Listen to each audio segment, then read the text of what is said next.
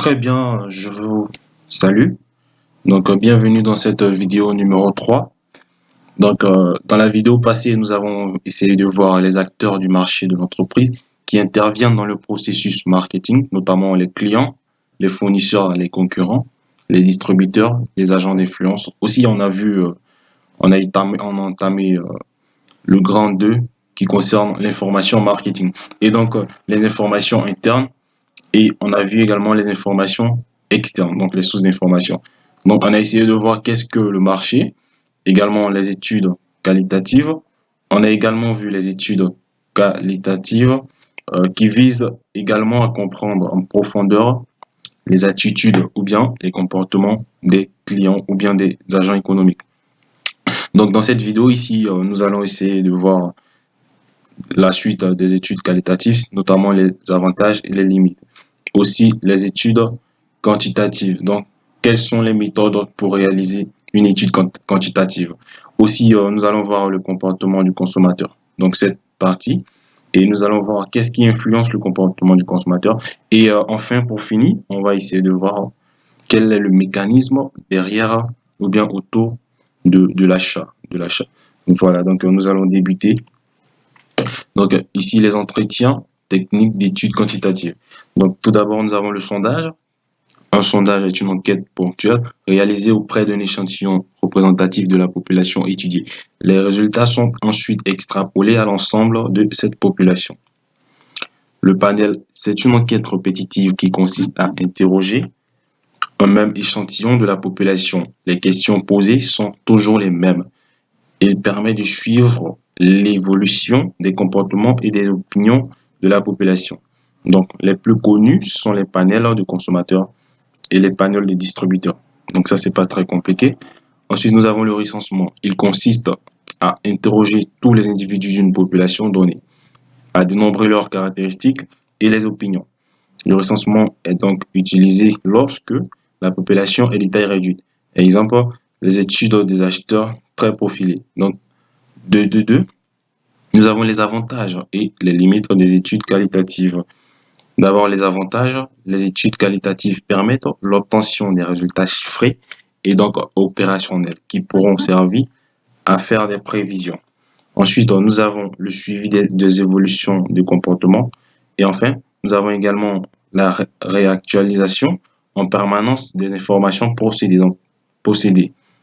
Et concernant les limites, on a les motivations d'achat qui ne sont pas expliquées. Voilà. Aussi, on a le fait que les coûts sont élevés, donc notamment pour les panels. Donc, outils de recueil de données quantitatives. Donc, ici, on a le questionnaire. Donc, le questionnaire est un outil de recueil de données comportant un ensemble de questions qui s'enchaînent d'une manière très structurée. Donc, pour la méthodologie d'élaboration du questionnaire, nous avons cet organigramme. D'abord, il faut définir ou bien déterminer l'objectif de l'enquête. Aussi, déterminer l'objectif ou bien déterminer l'échantillon. En troisième lieu, il faut structurer le questionnaire.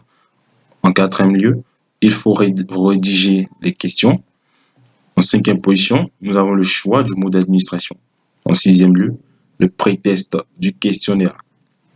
Enfin, nous avons administration du questionnaire, saisie, traitement en analyse.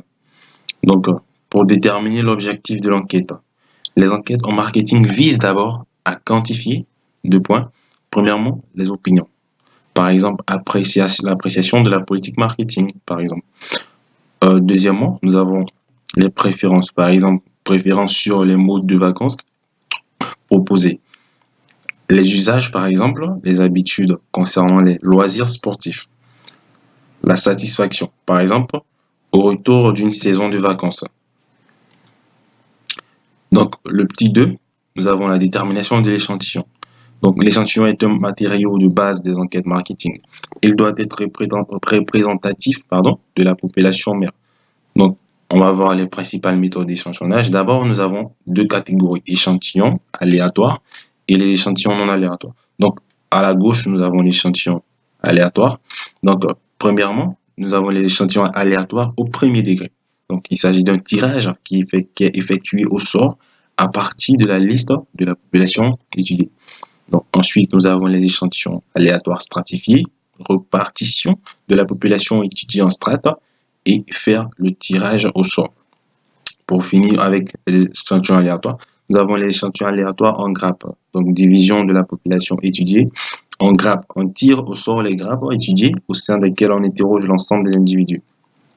Donc, nous passons avec les échantillons non aléatoires. D'abord, l'échantillon de convenance, échantillon qui est égal aux individus disponibles. Rapidement, donc, l'échantillon par boule de neige qui concerne les individus dont l'identification est difficile, par exemple. Donc, enfin, nous passons avec l'échantillon par quota.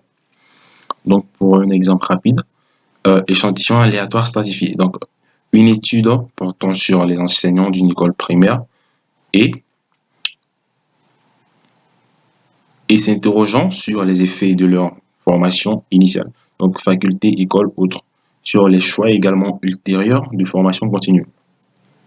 Donc, nom de l'enseignant, faculté, école, autres, totaux. Donc, Monsieur Anas, Mademoiselle Hind, Mademoiselle Nager, totaux en pourcentage. Donc, ici, on voit un peu un échantillon aléatoire stratifié. Donc, si l'on décide de procéder à l'étude sur un échantillon de 20% de la population, cet échantillon devrait être constitué de 20% de 380, qui est égal par ailleurs à 76 enseignants. Et le tirage se fait par hasard. Donc, dans ce tableau qui est un peu plus clair, nous avons faculté, école, autres, total. Donc, au niveau de l'effectif de l'échantillon, nous avons 30 pour les facultés, 41 pour l'école, 5 pour autres. Donc, au total, 76.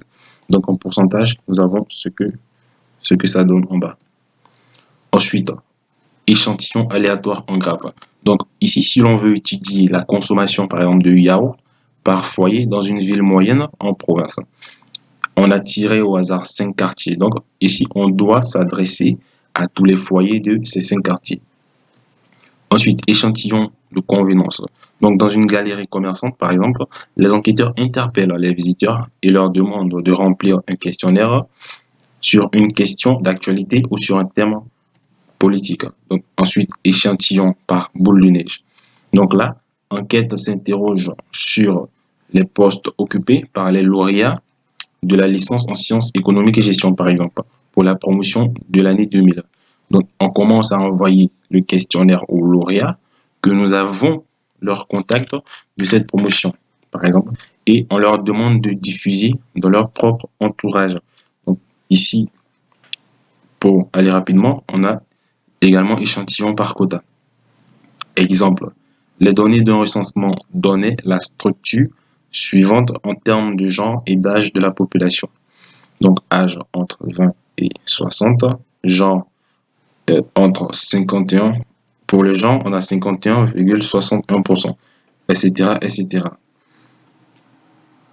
Donc, pour un échantillon et de 1000 personnes, on devra ainsi interroger. Donc, voici en termes de genre, qu'est-ce que ça peut donner pour cet exemple. Aussi, en termes d'âge, voici qu'est-ce que ça peut donner. Voilà, donc un calcul assez simple. Donc, on passe au petit 3. Introduction de la structure du questionnaire. Donc, pour la structure du questionnaire, l'introduction, il s'agit de préciser 2 points. D'abord, le contexte de l'étude. Ensuite, les objectifs clairs. Le temps alloué pour le remplir. Confidentialité de données. Incitatif pour répondre. Exemple, Madame, Monsieur l'étudiant en licence, filière des sciences économiques, à l'université. Je réalise un mémoire de fin d'études sur les pratiques du marketing à l'ère digitale dans les entreprises marocaines. Donc, dans ce cadre, je vous remercie de bien vouloir consacrer quelques minutes pour répondre à notre questionnaire. Vos réponses seront anonymes. Donc, pour le contenu du questionnaire, qu'est-ce qu'il faut mettre dans un questionnaire? Donc, nous avons 3 colonnes. D'abord, le nom des types de questions. Ensuite, nous avons le descriptif. Après, nous avons les exemples. Donc, pour la première catégorie des questions, nous avons les questions fermées. D'abord, les questions dichotomiques, les questions à choix multiples et les questions dites échelle des Likert. Donc, pour le premier type, nous avons 2 réponses qui sont proposées, soit oui ou non. Pour les choix multiples, nous avons 3 réponses ou plus, ou davantage. Donc, ici, nous avons plusieurs sélections. Et enfin, pour l'échelle dite des liqueurs, nous avons une phrase par rapport à laquelle le répondant exprime son degré d'accord ou des désaccords notamment. Donc, pas d'accord, plutôt pas d'accord, ni d'accord, ni pas d'accord. Donc, voici. Ensuite, nous avons l'échelle d'importance, qui est une autre catégorie de questions. Donc, ici, l'échelle mesure l'importance d'un critère. Donc, ici, on peut répondre avec différents degrés de satisfaction. Donc, pas du tout important, peu important, moyennement important, assez important, très important. Donc, on passe à l'échelle de jugement, une échelle évaluant un produit ou un service sur un critère. Donc, selon vous, les repas servis à bord des lignes sont-ils bonnes ou mauvaise qualité? Donc, ici, rapidement, on peut voir quels sont les types de réponses selon la satisfaction. Et enfin, on a des questions avec un classement. Donc, il faut classer par ordre de préférence ou bien par ordre de satisfaction.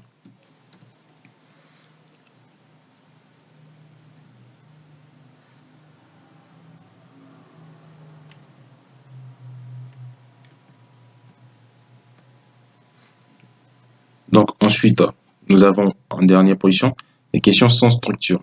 Donc, une question à laquelle on ne peut pas répondre. Donc, il faut juste écrire, il faut rédiger. Ensuite, nous avons les questions pour association de mots.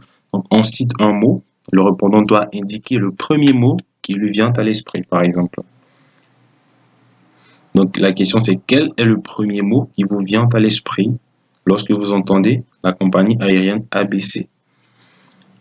Phrase à compléter. Une phrase incomplète est citée et le répondant doit la terminer. Lorsque je choisis une compagnie aérienne, mon premier critère de choix est conclusion du questionnaire. La conclusion du questionnaire doit être courte. Par exemple, nous vous remercions pour le temps que vous nous avez accordé afin de répondre à ce questionnaire. Donc, le choix du mode d'administration. C'est la méthode selon laquelle un questionnaire d'étude est soumis aux individus faisant partie de l'échantillon pour être complété. L'administration du questionnaire peut se faire en face à face, par Internet, par téléphone, par voie postale. Donc, le mode d'administration, avantages et limites. Donc, pour le premier mode, le face à face, nous avons les avantages et aussi nous avons des limites. Donc, avantage, le face-à-face permet un contrôle de l'échantillon a priori. Le face-à-face assure le répondant et augmente le taux de réponse. Le face-à-face est adapté à des questions longues et à questions peu complexes. Donc, pour les limites, le coût est très élevé. Aussi, le délai de mise en œuvre est vraiment très important. Donc, pour l'Internet également, nous avons des avantages et aussi, nous avons des limites. Passons à cette troisième partie, le comportement des consommateurs. Le comportement du consommateur étudie les actes de l'individu reliés à l'achat et l'utilisation des biens et services en englobant le processus de décision qui précède et détermine ces actes. Donc, selon Engel, Coulat, le comportement du consommateur étudie les réactions d'un individu face à un stimulus en analysant soit les facteurs qui poussent à l'achat, les facteurs qui freinent l'achat. Donc, un stimulus, des stimuli, c'est l'ensemble des moyens mis en œuvre par une marque ou une entreprise dans le but de modifier le comportement du consommateur. Donc, les objectifs de l'étude des comportements des consommateurs. Il s'agit d'abord de construire une offre suffisamment valorisée pour chaque segment de marché. Ensuite, les sources principales des décisions en marketing stratégique. Ensuite, construire des principales décisions en marketing mix, c'est-à-dire adapter la politique de produit, de prix, de distribution. Donc ici, on a quelques variables qui influencent les comportements des consommateurs.